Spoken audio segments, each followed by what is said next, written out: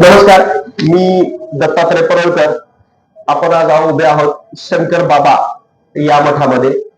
स्वारगेट कात्रज रोडवर हे मठ आहे आणि या मठामध्ये माझ्या बाजूला बसलेले सन्माननीय व्यक्ती आहेत रामजी बांगड सर.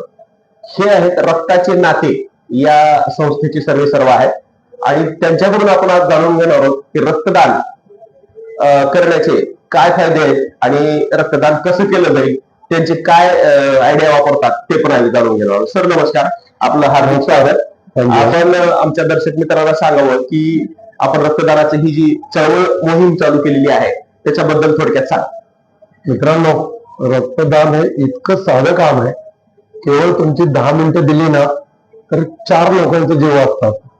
परंतु दुर्दैवाने या इतक्या उच्च कामाकरता लक्ष दिले जात नाही.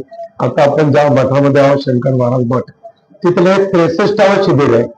कोविड पिरियड मध्ये एक बॅग मिळत नव्हती, त्यास आपण रक्तदान शिबिर चालू केली. आणि कळवण्यात अत्यंत हर्ष होत आहे की आजपर्यंत 19,500 लोकांनी रक्तदान केलंय. कुठलंही आमिष न दाखवता, सर्वात महत्वाचं ज्याला म्हणता येईल, गव्हर्नमेंट हॉस्पिटलला गरिबांकरता आपण हे रक्त देतो. मी स्वतः 182 वेळा रक्तदान केलंय. रक्ताची काय निकडी मला विचारा. एक बॅग करता देखील लोकांना 2-2 किलोमीटर फिरावं लागतंय. बरोबर. अशा कंडिशन मध्ये रक्ताचे नाते चॅरिटेबल ट्रस्ट आता आपण हजारो शिबिर घेतली आहे.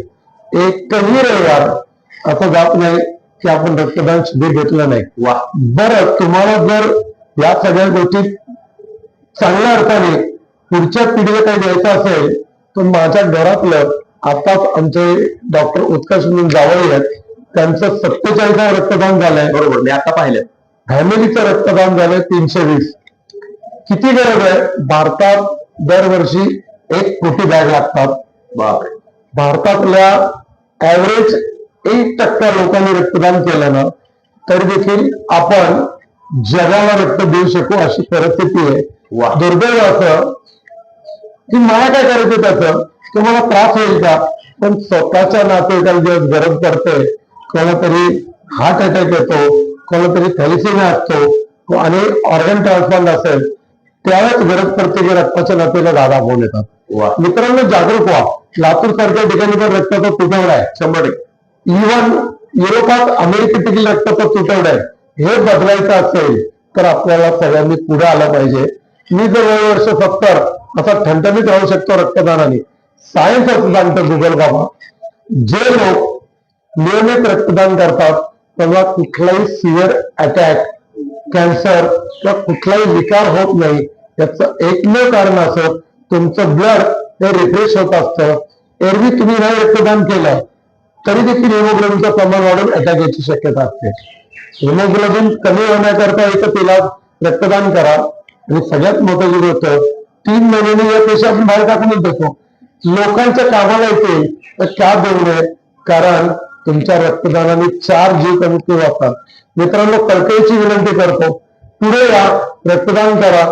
याला पर्याय नाही, कारण कुठल्या आडात विहिरीत 1000 रुपये खर्च करून रक्त मिळत नाही. कृपया रक्तदान करा.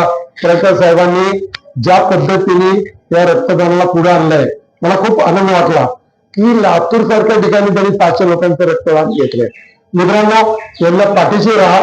आपण जास्तीत जास्त, मी ओरिजिनल लातूरकर आहे, तुम्हाला विनंती करतो की माझे बंधू आहात, कृपया पुढे या, रक्तदान करा, रक्तदान करा, रक्तदान करा. सरांनी सुंदर असं आपल्याला माहिती दिलेली आहे. सर, आपले मनपूर्वक आभार. धन्यवाद.